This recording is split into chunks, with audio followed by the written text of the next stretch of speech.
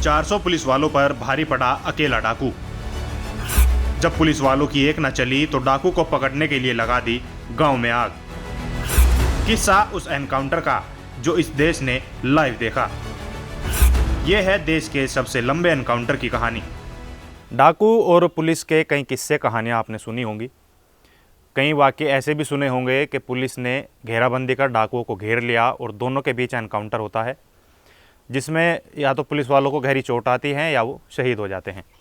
लेकिन आज की कहानी एक ऐसे डाकू की है जिसको एनकाउंटर में मार गिराने के लिए पुलिस वालों को पसीना आ गया। नमस्कार, क्राइम पेट्रोल देख रहे हैं आप और मैं आकाश देशवाल। दरअसल ये कहानी चंबल के एक ऐसे डाकू की कहानी है जिसके साथ बहुत सी चीज़ें जुड़ी हुई हैं। और सबसे हैरान करने वाली बात ये थी कि ये चंबल का शायद इकलौता डाकू होगा जिसका एनकाउंटर पूरे देश ने लाइव देखा था। पुलिस के साथ इसकी मुठभेड़ पूरे 52 घंटों तक चली थी। जी हाँ, सही सुना आपने, 52 घंटे, 400 पुलिसकर्मी और एक इकलौता डाकू। और इससे भी ज़्यादा हैरान करने वाली बात ये थी कि इस डाकू का एनकाउंटर करने के लिए पुलिस ने उस घर के आसपास के सभी घरों को जला दिया जिसमें उस डाकू ने शरण ले रखी थी। इस डाकू के बारे में ये बात पूरे चंबल में मशहूर है कि वो डाकू तभी बना जब उसकी बहन की आबरू लूटी गई और उसे इंसाफ नहीं मिला, तो उसने बंदूक उठाकर चंबल का रुख कर लिया। वो डाकू था घनश्याम केवट। घनश्याम केवट उत्तर प्रदेश के चित्रकूट जिले के एक गांव में रहता था। साल 2003 में उसी के एक गांव के शख्स ब्रजभान सिंह ने घनश्याम केवट की बहन की आबरू लूट ली। अपनी बहन के साथ हुई दरिद्रता के बाद घनश्याम ने पुलिस वालों से इंसाफ की फरियाद की, मगर पुलिस ने उसकी गुजारिश को ज़्यादा तवज्जो नहीं दी। कई दिनों तक पुलिस के चक्कर काटने के बाद घनश्याम को लगा कि अब पुलिस उसकी बात नहीं सुनेगी। इसी बीच उसने ये बात सुन रखी थी कि चंबल के डाकू ऐसी मुसीबत में फंसे लोगों को इंसाफ दिलाते हैं, तो उसने चंबल का रुख कर लिया। और उस वक्त एक बड़ा डाकू था केशव। घनश्याम ने डाकुओं के सरदार केशव को अपनी बात बताई। केशव डाकू ने घनश्याम को अपनी गैंग में शामिल कर लिया।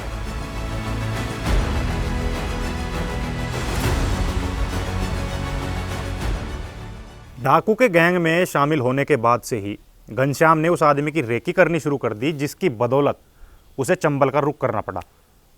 अब रेकी करता रहा, उसके ठिकानों को पता लगता रहा, तो इसके बाद उसको एक मौका मिला और उस मौके का उसने पूरा फ़ायदा उठाया और अपने गैंग के साथ उस व्यक्ति के गांव में जाकर धावा बोल दिया और अपने हाथ से पहला कत्ल कर पूरी तरह से डाकू बन गया। लूट और हत्या के इस सिलसिले में घनश्याम केवट का नाम पुलिस की नज़रों और डायरी में उस वक्त चढ़ गया जब उसने एक ही परिवार के 4 लोगों को मौत के घाट उतार दिया। घनश्याम का नाम इस बात के लिए बदनाम हो गया कि अगर उसने किडनैपिंग की और उसे फिरौती देने से किसी ने आनाकानी की तो उन लोगों को मार देता है। इसकी वजह से घनश्याम के नाम की दहशत से पुलिस महकमा परेशान होने लगा था। एक बार घनश्याम केवट के गैंग की चित्रकूट के पास पुलिस से मुठभेड़ हुई, लेकिन इस मुठभेड़ में 4 पुलिस वाले शहीद हो गए।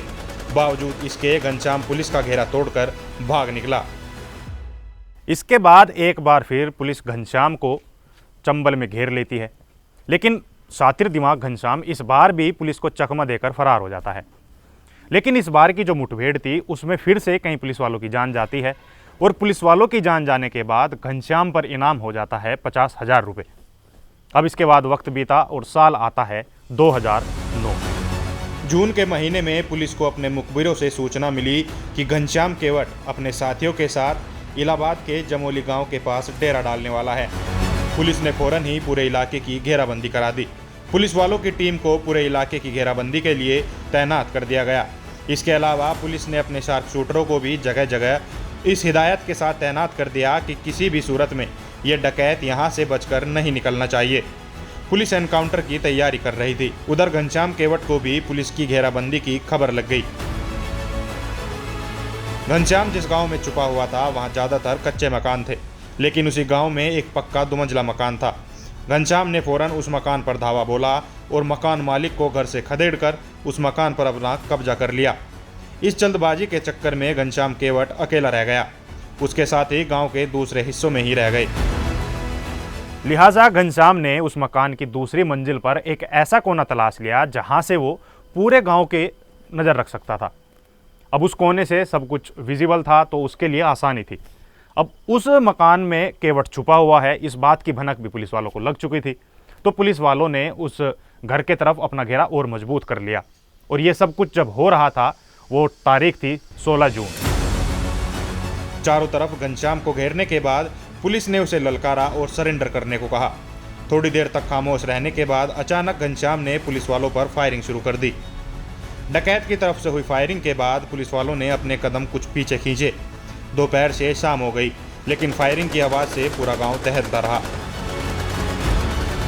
घनश्याम के पास पीने को पानी था और एक देसी राइफल के अलावा सैकड़ों कारतूस। ऐसे में वो अकेला घनश्याम कई पुलिस वालों पर भारी पड़ रहा था। एनकाउंटर जारी रहा। सूरज डूब गया तो अंधेरे में भी छिटपुट फायरिंग की आवाज़ के बीच जैसे तैसे गांव वालों की रात कटी। अगले दिन सुबह से ही फायरिंग का सिलसिला शुरू हो गया। अब एनकाउंटर चल रहा था तो घनश्याम ताबड़तोड़ पुलिस वालों पर गोलियां बरसा रहा था। अब घनश्याम की फायरिंग देखते हुए पुलिस अफसरों को लगा कि जो उनके पास मौजूदा पुलिस बल है वो घनश्याम का सामना करने में सक्षम नहीं है। तो इसके लिए उन्होंने जो आसपास के थाने थे उनकी पुलिस को मौके पर आने को कहा और उन्हें सख्त हिदायत दी गई कि इस इलाके को चारों तरफ से घेर लिया जाए। अब इसकी भनक उत्तर प्रदेश के दूसरे बड़े अफसरों को भी लगी तो उन्होंने भी उस जमोली गांव का रुख किया जहां पिछले 30 घंटों से लगातार एनकाउंटर चल रहा था। करीब 400 पुलिस वालों की पूरी बटालियन ने उस गांव को घेर लिया।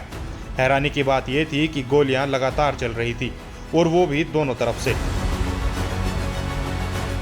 पुलिस वालों ने एहतियात के तौर पर पूरा गांव खाली करा दिया। दूसरे दिन यानी 17 जून को भी दिन भर गोलीबारी में 4 पुलिस वालों की जान जा चुकी थी, जबकि 3 बुरी तरह से घायल हो चुके थे। अब देखते ही देखते पुलिस वालों के साथ मीडिया की ओबी वैन भी घटनास्थल पर पहुंचती है और अब ये जो एनकाउंटर चल रहा था ये पूरा देश लाइव देखता है। सुबह से शाम होती है, शाम से रात होती है, लेकिन ये एनकाउंटर खत्म होने का नाम नहीं ले रहा था।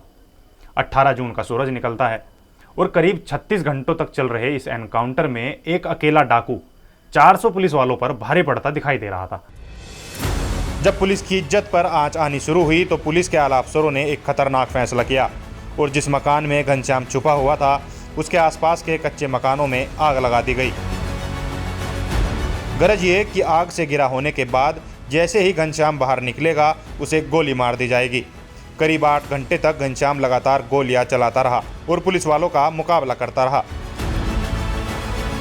8 घंटे के बाद घरों में लगी आग खुद ब खुद बुझ गई, मगर घनश्याम पुलिस के हाथ नहीं लगा। 8 घंटों के बाद भी गोलियों की तड़तड़ाहट गूंजती रही। 18 तारीख भी गुजर जाती है। 19 जून की शाम होने को थी और एनकाउंटर को पूरे 52 घंटे हो चुके थे और इन 52 घंटों के दौरान एक बार फिर घनश्याम पुलिस वालों से कमजोर नहीं पड़ा। 19 तारीख की शाम आते आते घनश्याम के पास अब कारतूस की कमी होने लगती है। अब वो एक प्लान तैयार करता है पुलिस वालों से भागने के लिए। तो वो 19 तारीख की रात का होने का इंतज़ार करता है। अब जैसे ही थोड़ा सा अंधेरा होता है तो वो उस दूसरी मंजिल से एक लंबी छलांग लगाता है ताकि वो मकान से दूर गिरे। अब वो जैसे ही छलांग लगाकर मकान से बाहर निकलता है तो वो दौड़ लगा देता है, लेकिन पुलिस पहले से ही गांव को चारों तरफ से घेरे होती है तो वो ज़्यादा दूर नहीं जा पाता। और जैसे ही वो सामने पुलिस को देखता है तो उनको देखते ही पुलिस से आमने सामने का मुकाबला करने के लिए एक खेत में घुस जाता है। करीब 1 घंटे तक हुई फायरिंग के बाद गोली चलना बंद हो गई। अंधेरा हो चुका था, लिहाजा पुलिस ने सर्च ऑपरेशन शुरू किया तो उन्हें खेत के पास गोलियों से छलनी घनश्याम की लाश मिल गई। यानी 52 घंटों तक 400 पुलिसकर्मियों का सामना करने वाला घनश्याम केवट अब मारा जा चुका था, लेकिन मरने से पहले वो 4 पुलिसकर्मियों की जान ले चुका था और 3 पुलिसकर्मियों को जीवन भर का निशान दे चुका था। ये देश का शायद ऐसा पहला एनकाउंटर होगा जो 52 घंटे तक चला और इस एनकाउंटर में तकरीबन 10,000 से ज़्यादा राउंड गोलियां चली थी। हालांकि इस पूरे एनकाउंटर में कितनी गोलियां चली इसकी आज तक पुष्टि नहीं हो पाई है। खैर, ये स्टोरी आपको कैसी लगी हमें कमेंट करके ज़रूर बताएं। साथ ही ऐसी अन्य स्टोरी के लिए हमारे चैनल को लाइक, शेयर और सब्सक्राइब करना बिल्कुल ना भूलें। नमस्कार।